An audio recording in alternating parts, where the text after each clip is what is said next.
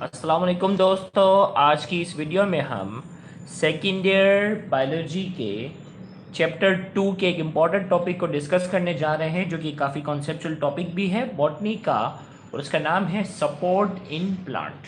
अब तक हमारे इस चैनल को सब्सक्राइब नहीं किया तो काइंडली आज ही आप हमारे इस चैनल को सब्सक्राइब करें और साथ ही साथ बेल आइकन को क्लिक करें ताकि हमारी अपलोड करदा तमाम वीडियो की नोटिफिकेशन आपको रिसीव हो सके। याद रहे, हमारी पूरी कोशिश है कि सेकेंड ईयर बायोलॉजी का पूरा कोर्स हम आने वाले नेक्स्ट मंथ तक हम इसको 2 मंथ में इसको हम जो है वो मुकम्मल कर लें, ताकि बोर्ड एग्ज़ाम से पहले पहले जो है वो आपको तैयारी करने का भरपूर मौका मिल सके। तो जब हमारे पास जो है वो सबसे पहले हम कुछ प्लांट टिश्यू के बारे में पढ़ेंगे। Types of tissue found in plant.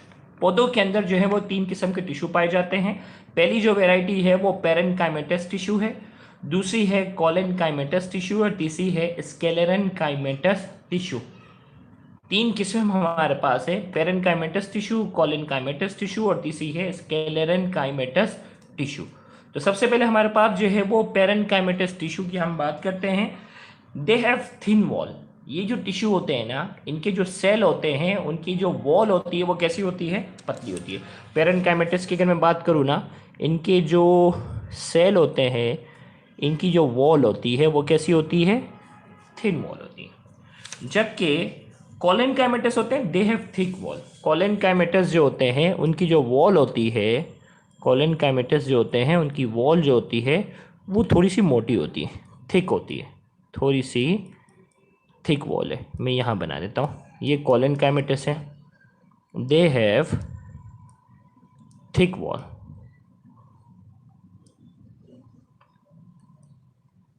Okay. और sclerenchymatous they have very thick wall. Sclerenchymatous tissue जो है उनकी जो वॉल होती है वो बहुत ज़्यादा थिक होती है। तो यहाँ हमने कहा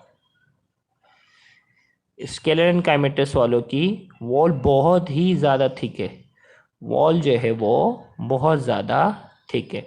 तो मैंने बहुत ज़्यादा थिक वॉल क्या कर ली है, यहाँ आपके सामने जो है वो वेरी थिक वॉल जो है वो आपके सामने बना ली। फिर हमने कहा दियर ल्यूमेन इज लार्ज। ल्यूमेन कहते हैं अंदरूनी हिस्से को। अगर वॉल थिन होगी तो ल्यूमेन क्या होगा? लार्ज होगा। इनका ल्यूमेन लार्ज होता है। जबकि इनकी वॉल थिक है तो ल्यूमेन क्या होगा? छोटा होगा। तो हमने कहा दियर ल्यूमेन इज स्मॉल।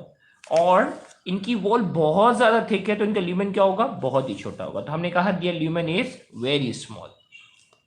इसी तरीके से पेरेन्काइमेटस टिश्यू क्या है? दे आर लिविंग सेल, ये जिंदा सेल है। कॉलेनकाइमेटस भी क्या है? दे आर लिविंग सेल, ये भी जिंदा है। और स्केलेरनकाइमेटस टिश्यू जो होते हैं, इनके जो सेल होते हैं वो मुर्दा होते हैं, ये सिर्फ सपोर्ट देते हैं। दे आर डेड सेल, ये मुर्दा सेल है।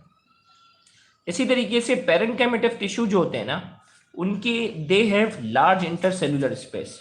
इनके जो सेल है ना, उनके सेल के दरमियान जो स्पेस होता है ना, बीच में जो स्पेस होता है वो काफ़ी ज़्यादा होता है। जबकि यहाँ इनके जो सेल के दरमियान का जो स्पेस होता है, सेल के दरमियान का जो स्पेस इनमें जो होता है वो काफ़ी कम होता है। तो हमने कहा they have small intercellular space.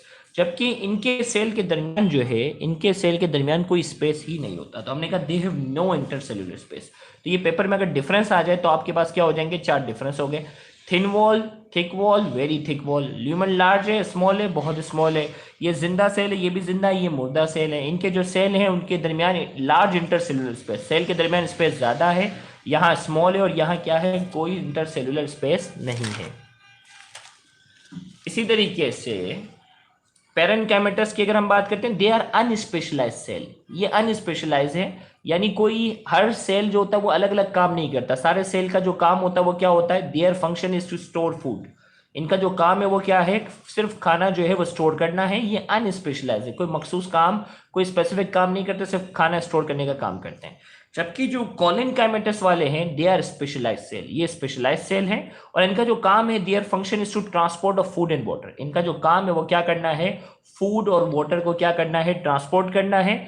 यानी जाइलम और फ्लोएम का नाम आपने सुना होगा ना, तो ये इस कैटेगरी में इसमें हम शामिल कर सकते हैं। तो हमने कहा their function is to transport food and water. ये फूड और वाटर को ट्रांसपोर्ट, ये खाना जो है वो सिर्फ और सिर्फ क्या करते हैं? ये सिर्फ और सिर्फ खाना जो होते हैं वो स्टोर करते हैं, जबकि ये क्या करते हैं? ट्रांसपोर्ट करने का क्या करते हैं? काम करते हैं। फिर इसके बाद हम यहाँ करते हैं देयर फंक्शन। ओके, अब देखो, जो ये तो डेड थे ना, ये डेड थे तो ये खाना वगैरह तो स्टोर नहीं करेंगे, तो हमने कहा their function is to support plant, इनका जो काम है वो सिर्फ और सिर्फ प्लांट को क्या करना है, सपोर्ट करना है। अब इस स्केलेटन काइमेटस को चार हिस्सों में क्या कर दिया गया है, कैटेगराइज कर दिया गया है। Sclerenchyma is categorise into 4 types, इनको चार हिस्सों में क्या करते हैं, हम कैटेगराइज करते हैं। पहले जो है वो ट्रैकिड्स हैं, they are cylindrical cell and found in xylem, ये ट्रैकिड्स होते हैं और ये जाइलम के क्या करते हैं, सपोर्ट करने का काम करते हैं। Vessel they are tube like cell and they are also found in xylem, ये भी क्या करते हैं, जाइलम के अंदर पाए जाते हैं, सपोर्ट का काम करते हैं। फिर fibres they are long cell with taper end, ये लंबे से सेल होते हैं जिनके एंड्स किनारे जो होते हैं वो टेपर्ड होते हैं, थिन होते हैं। Sclereids they are irregular cell and found in coating of nuts, they are also known as stone cell. तो हमने कहा ये जो होते हैं वो इरेगुलर सेल होते हैं और ये जो है वो कोटिंग में नट्स होते हैं ना, जैसे अखरोट होता है, अखरोट की जो कवरिंग होती है वो कितनी सख्त होती है, अखरोट की जो कवरिंग जो होती है वो सख्त होती है ना, तो सख्त कवरिंग के अंदर क्या होते हैं, ये पाए जाते हैं, इसीलिए इन्हें क्या कहते हैं, स्टोन सेल भी कहते हैं। तो हमने सपोर्टिंग प्लांट में गौर से सुनिएगा, आपके सामने जो है वो टिश्यू की टाइप्स रखी ना, ताकि स्केलेटन काइमेटस पेरेन्काइमा इनके दरमियान अगर डिफरेंस आ जाए तो आप क्या कर सकें, अच्छे तरीके से इनके डिफरेंसेस लिख सकें। अब सपोर्टिंग प्लांट के लिए मुझे बाकायदा थोड़ी सी डायग्राम बना के बताना पड़ेगा। तो अब देखो भाई, फॉर एग्जाम्पल पौधा जो है ना, फॉर एग्जाम्पल जो है पौधा जो है वो यंग है ना, एक मिनट थोड़ा फोकस करते हैं, प्लांट जो है हमारे पास जो है वो क्या है, यंग है। एक मिनट कैमरा फोकस नहीं हो रहा आज, एक मिनट कैमरा,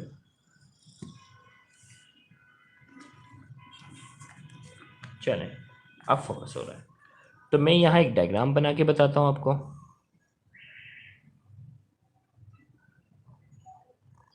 होपफुली राउंड सही बन जाए। ओके, ये हमने एक सर्कल बनाया। अब ये जो मैं बनाने जा रहा हूँ ना, cross section view of a young stem. पौधा जब छोटा होता है ना तो उसकी स्टेम कैसी होती है, ग्रीन होती है, इलास्टिक होती है ना। पौधा जब छोटा होता है तो उसकी स्टेम जो होती है वो ग्रीन कलर की होती है और वो क्या होती है, इलास्टिक होती है। मैं उसकी स्टेम को लेता हूँ, उसको क्या करता हूँ, कट करता हूँ। उसकी स्टेम को लेता हूँ, क्या करता हूँ, मैं कट करता हूँ। ओके भाई, फिर जो है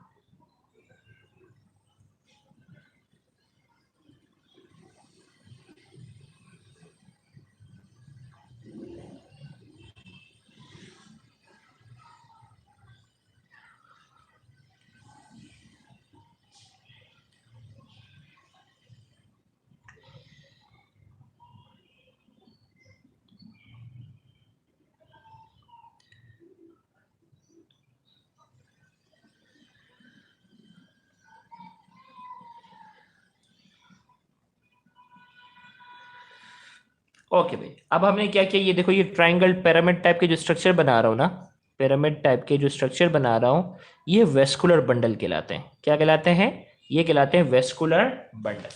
अब ये यंग स्टेम है ना, यंग स्टेम की जो आउटर कवरिंग है, यंग स्टेम की जो आउटर कवरिंग है ये कहलाती है एपिडर्मिस।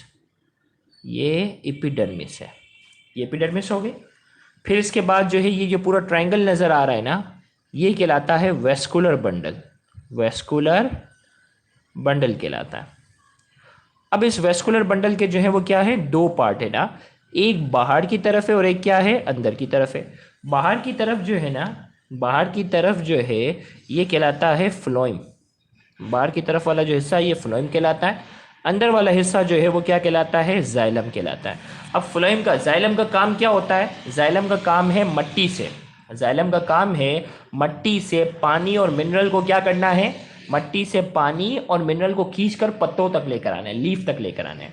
और लीफ में क्या होगी, फोटोसिंथेसिस होगी, फोटोसिंथेसिस के जरिए क्या होगा, खाना तैयार होगा। और वो खाना फ्लोएम के जरिए, और वो खाना फ्लोएम के जरिए प्लांट की पूरी बॉडी में क्या हो जाएगा, ट्रांसफर होगा। तो फ्लोएम का काम जो होता है वो फूड को ट्रांसपोर्ट करना है और जाइलम का काम क्या है, वाटर और मिनरल को क्या करना है, एब्जॉर्ब करना है। बीच में जो है, गौर से सुनिएगा, बीच में पेरेन्काइमेटस टिश्यू होते हैं। और पेरेन्काइमेटस टिश्यू मैंने आपको बताया जिनकी वॉल थिन होगी, लार्ज इंटरसेलुलर स्पेस होगा। तो ये वाला जो हिस्सा होता है ये कहलाता है पित्त। क्या कहलाता है, ये वाला हिस्सा कहलाता है पित्त। इसी तरीके से साइड पर जो टिश्यू होते हैं वो थोड़े से थिक होते हैं, साइड पर जो ये टिश्यू होते हैं वो थोड़े से थिक होते हैं। स्मॉल साइज का देखो ये पेरेन्काइमेटस में बना ही देता हूँ ताकि आप डायग्राम में कंफ्यूज ना हो ना। तो ये मैंने बना दिए, और अब ये सारे राउंड में इसलिए नहीं बना रहा कि यार काफ़ी टाइम लग जाएगा इस पे। ओके, और साइड पर जो सेल होते हैं ना वो थोड़े से करीब करीब होते हैं, तो ये वाले जो कहलाते हैं ये कहलाते हैं कॉर्टेक्स। ये क्या कहलाता है? कॉर्टेक्स। तो यंग स्टेम है ना, उसका मैंने क्रॉस सेक्शनल व्यू को लिया तो सबसे बाहरी लेयर जो थी वो एपिडर्मिस थी, और बीच में जो ट्रायंगल टाइप के जो स्ट्रक्चर नजर आ रही है वेस्कुलर बंडल कहलाते हैं। वेस्कुलर बंडल का जो अंदरूनी हिस्सा होता है वो जाइलम कहलाता है, और बाहर वाला हिस्सा क्या कहलाता है? फ्लोएम कहलाता है।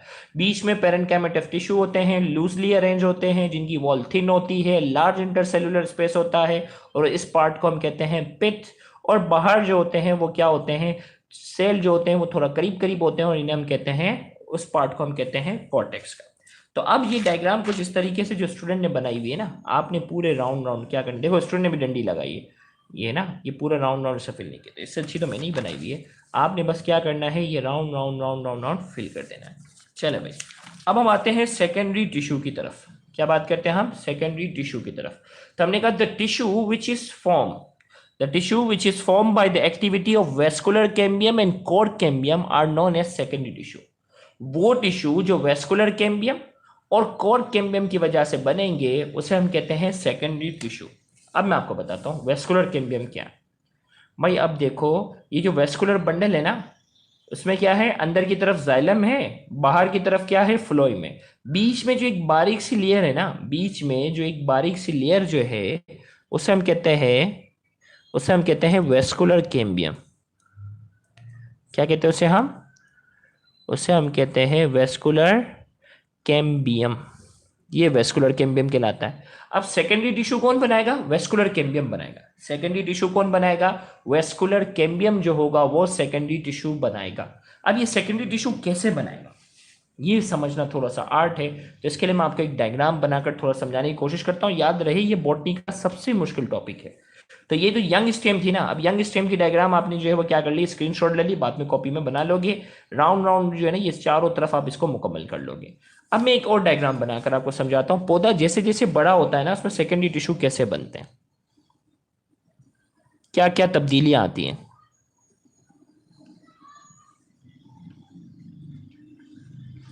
उसमें क्या क्या तब्दीलियां आएंगी हम उसकी बात करते हैं।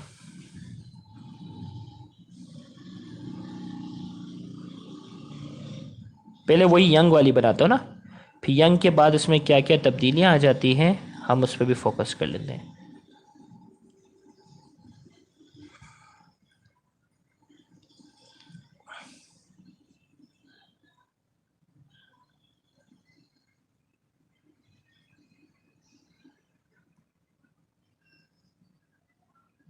इतने सारे वेस्कुलर बंडल बना लिए जल्दी से मैंने।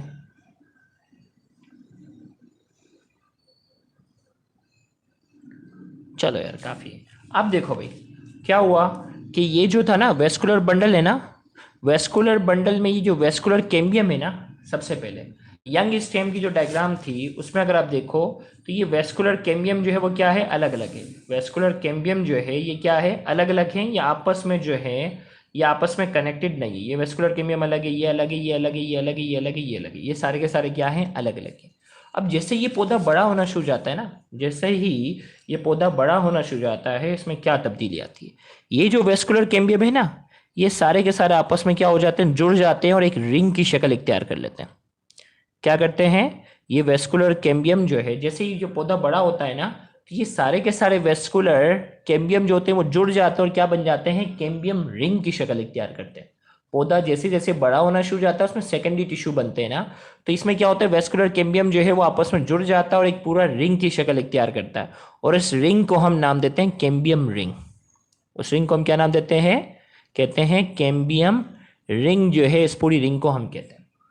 अब इस रिंग का कुछ हिस्सा वेस्कुलर बंडल के अंदर है और इस रिंग का कुछ हिस्सा वेस्कुलर बंडल से बाहर है, और जो वेस्कुलर बंडल के कैम्बियम रिंग का वो हिस्सा जो वेस्कुलर बंडल के अंदर की तरफ होता है उसे कहते हैं फ्यूजिफॉर्म कैम्बियम।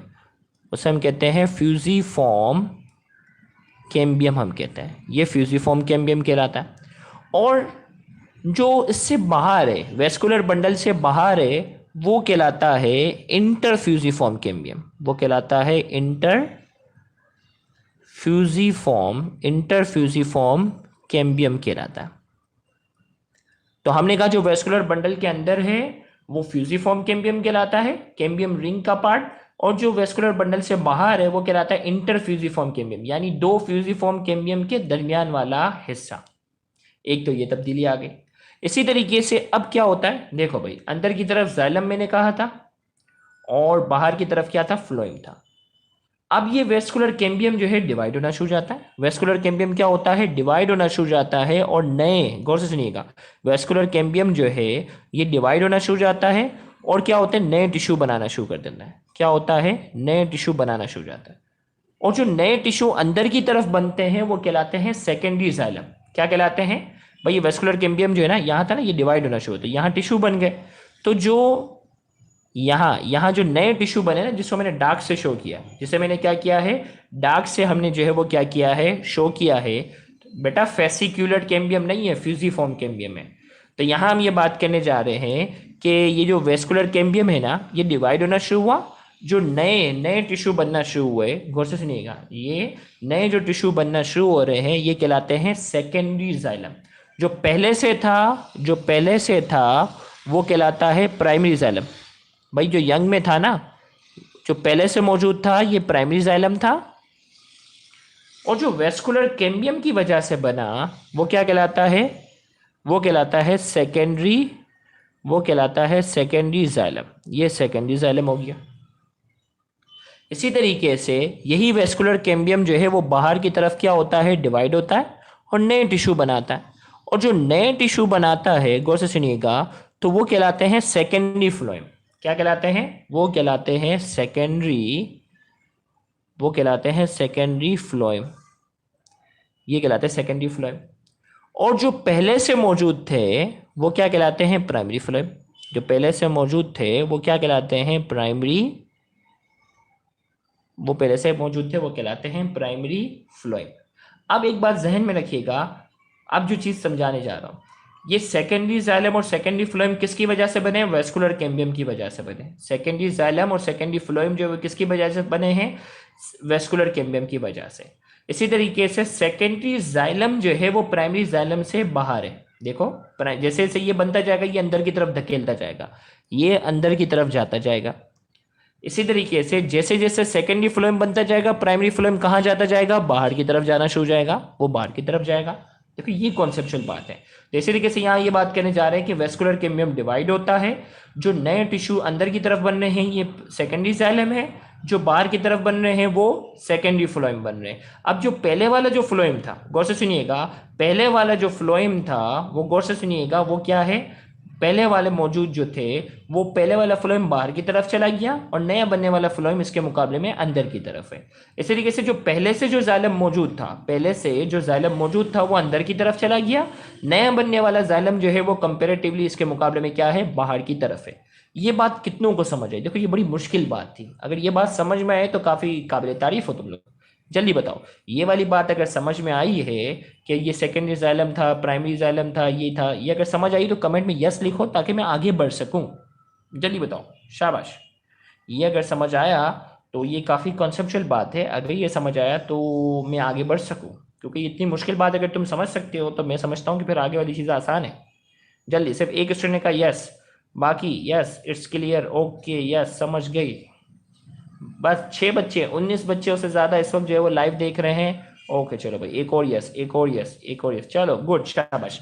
तो बाकी जिनके लिए थोड़ा कंफ्यूजिंग होगा तो वो वीडियो को दोबारा भी क्या कर सकते हैं, देख सकते हैं। अब इस तरीके से पौधा जो है वो क्या होता है, आहिस्ता आहिस्ता पौधा जो है वो आहिस्ता आहिस्ता क्या होना शुरू हो जाता है, जो है वो बढ़ना शुरू हो जाता है। जैसे जैसे बढ़ता है ये प्राइमरी जाइलम अंदर की तरफ चले जाता है और प्राइमरी फ्लोएम जो है वो बाहर की तरफ आता है।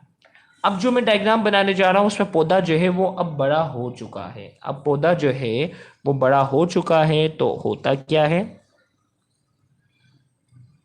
मैं उसकी डायग्राम बना देता हूँ।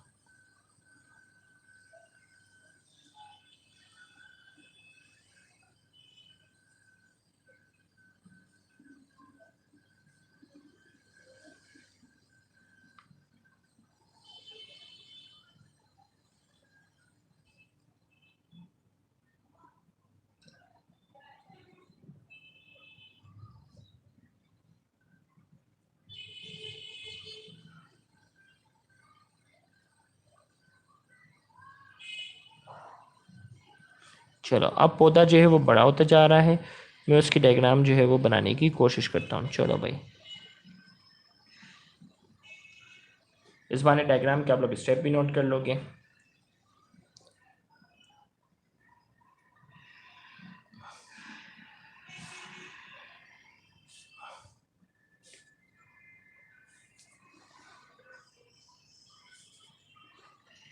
आप लोग चाहें तो प्रकार से अच्छी वाली बना सकते हो।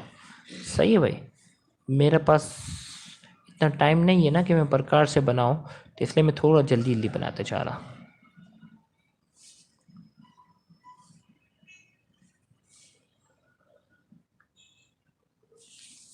चलो अब पौधा जो है वो क्या हो रहा है, बड़ा हो चुका है ना। मैं उसकी डायग्राम बनाता हूँ। चलो मैं एक काम करता हूँ, इसको जल्दी से ऐसे ही बना देता हूँ। अब पौधा जैसे ही बड़ा हो जाता है ना, तो उसके क्रॉस सेक्शन व्यू को जब हम कट करते हैं ना, तो उसके क्रॉस सेक्शन व्यू को कट करते हैं तो उसमें हमें क्या नज़र आती है, रिंग्स नज़र आती हैं। क्या नज़र आती हैं, रिंग्स नज़र आती हैं। और इस रिंग्स का जो सेंटर वाला जो पार्ट होता है, गौर से सुनिएगा, सेंटर वाला जो पार्ट होता है उसमें मुर्दा टिश्यू होते हैं। सेंटर वाले जो पार्ट होता है उसमें क्या होते हैं, मुर्दा टिश्यू होते हैं। और सेंटर वाले पार्ट को हम कहते हैं हार्टवुड। क्या कहते हैं उसे हम, हार्टवुड। हार्टवुड का जिक्र जो है वो चैप्टर नंबर 1 में भी आया था, जिसमें एक्सक्रीशन इन प्लांट के अंदर हमने डिस्कस किया था। तो सेंटर पार्ट इसका जो है वो क्या कहलाता है, हार्टवुड कहलाता है। और हार्टवुड के एतराफ का जो पार्ट होता है वहां सेल जिंदा होते हैं। हार्टवुड जिसे मैंने थोड़ा डार्क किया है ना, यहाँ क्या होते हैं, मुर्दा टिश्यू होते हैं। हार्टवुड जो है वहाँ क्या होते हैं, मुर्दा टिश्यू होते हैं। और ये मुर्दा टिश्यू होते हैं। और यहाँ जो है वो अनवांटेड आयंस को पौधे क्या करते हैं, संभाल के रखते हैं। जबकि इसके एतराफ़ के जो टिश्यू हैं, इसके सराउंडिंग के जो टिश्यू हैं, वहाँ जो क्या होते हैं, वो टिश्यू जिंदा होते हैं। और उसे हम कहते हैं सैपवुड। क्या कहते हैं उसे हम कहते हैं सैपवुड।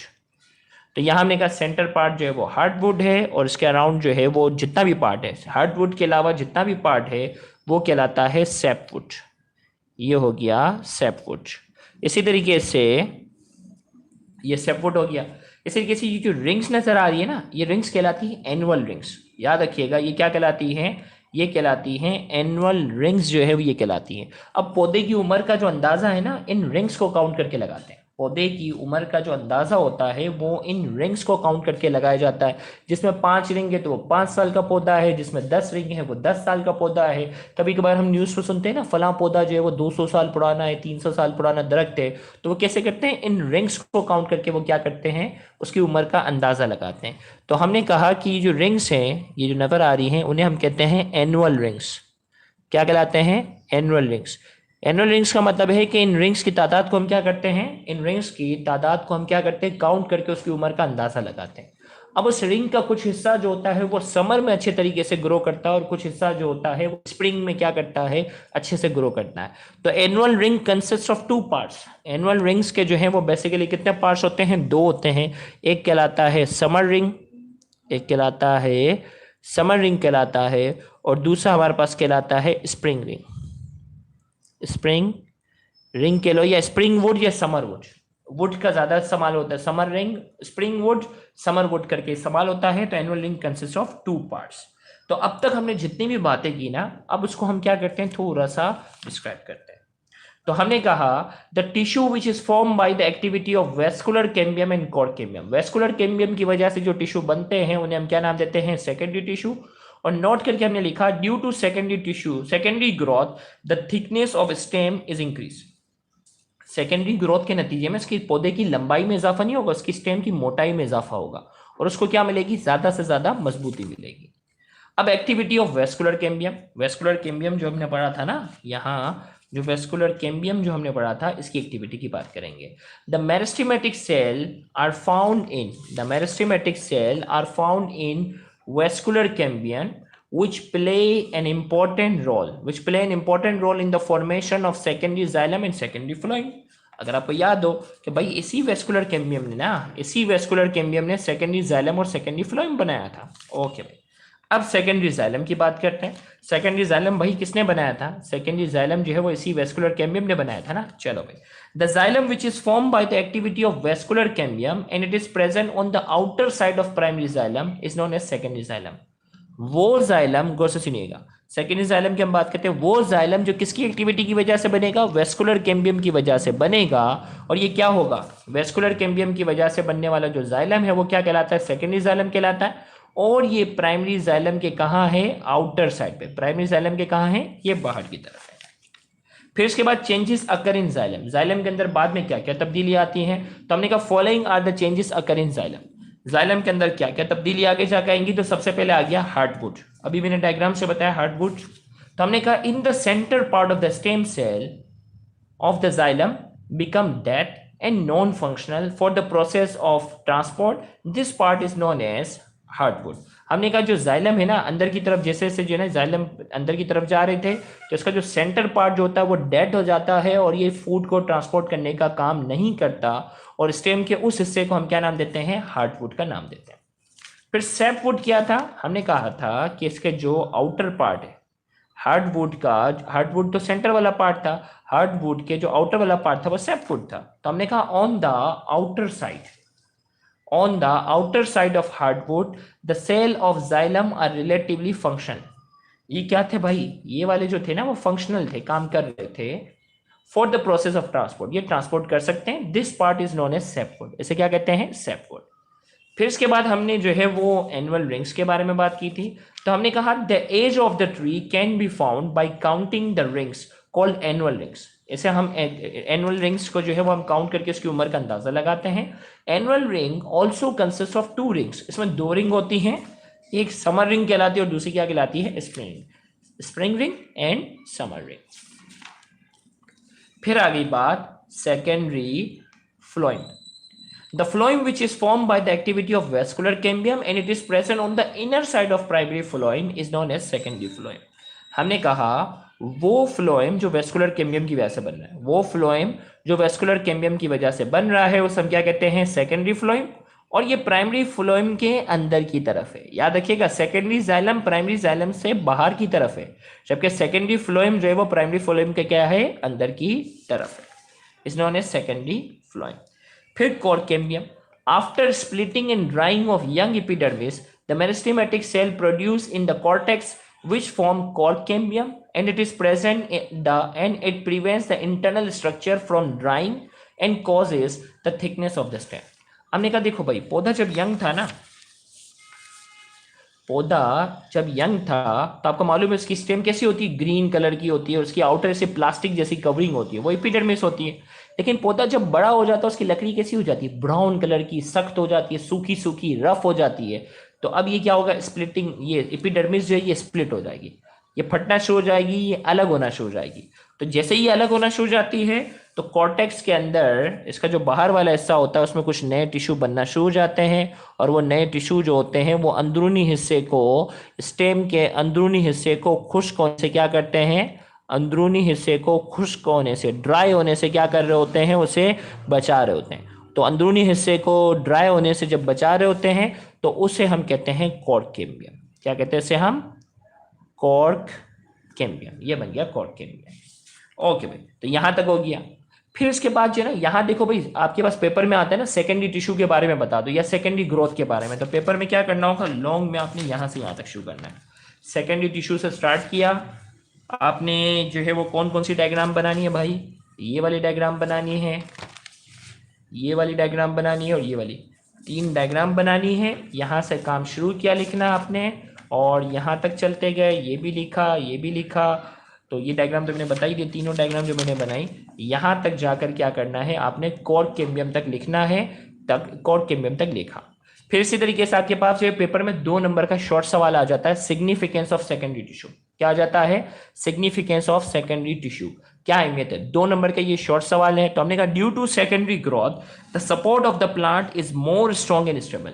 सेकेंडरी ग्रोथ के नतीजे में स्टेम जो होती है वो रिजिड हो जाती है, सख्त हो जाती है, हार्ड हो जाती है। तो क्या हो जाता है, due to secondary growth the support of the plant is more strong and stable, support इसको ज्यादा मिलता है, लकड़ी जो होती है वो सख्त हो जाती है, स्टेम।